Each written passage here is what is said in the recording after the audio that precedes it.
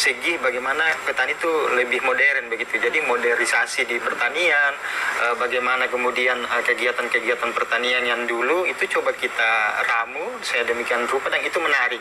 Nah misalnya tadi disampaikan juga bahwa anak-anak muda kemudian masuk di pariwisata misalnya. Nah bagaimana kemudian pertanian itu bisa menjadi tempat wisata, menjadi wisata edukasi. Nah orang kota kemudian datang ke sana petik sayur, merasakan jadi petani, kemudian membawa oleh-oleh dari kampung ke kota. Itu adalah hal-hal yang menurut kami itu hal yang menarik tentunya dilahirkan oleh anak-anak muda yang tentunya walaupun peningkatan anak muda untuk masuk ke dunia pertanian tidak terlalu signifikan, tapi saya rasa dengan lahirnya gerakan-gerakan literasi di pertanian maka itu akan menjadi isu-isu penting yang kemudian secara tidak langsung akan menarik mereka.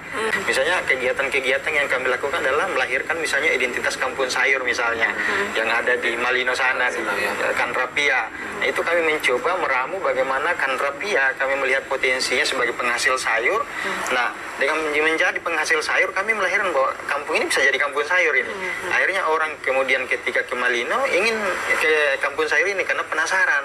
Nah, dengan gerakan-gerakan petani literasi itu tadi kemudian lahirlah identitas kampung sayur yang kemudian tadi disampaikan bahwa kita perlu kolaborasi. Nah, ini langsung dibina oleh Satuan Brimopolda Sulsel. Jadi kampung sayur, kemudian dari perusahaan, kemudian kami menjadi kampung berseri Astra.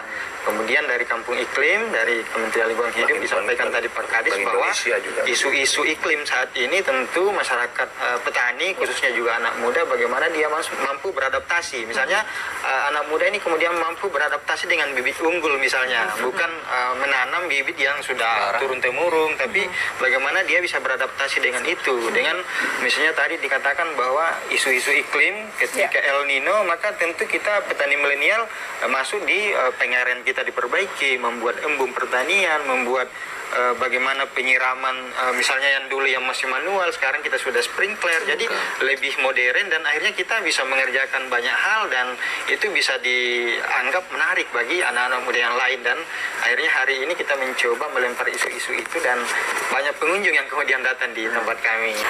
Program yang betul-betul berpihak kepada petani ya, khusus kepada generasi-generasi muda yang kemudian bagaimana generasi muda yang punya waktu, punya tenaga, punya harapan dan cita-cita yang masih luas dan tentunya bagaimana membawa potensi kampungnya. Jadi tentunya harapan kami bagaimana kemudian itu bisa direalisasikan, apa yang menjadi isu-isu kampanyenya itu kemudian dilakukan pada waktu mereka terpilih. Baik, Pak Kadis silahkan singkat aja pesannya.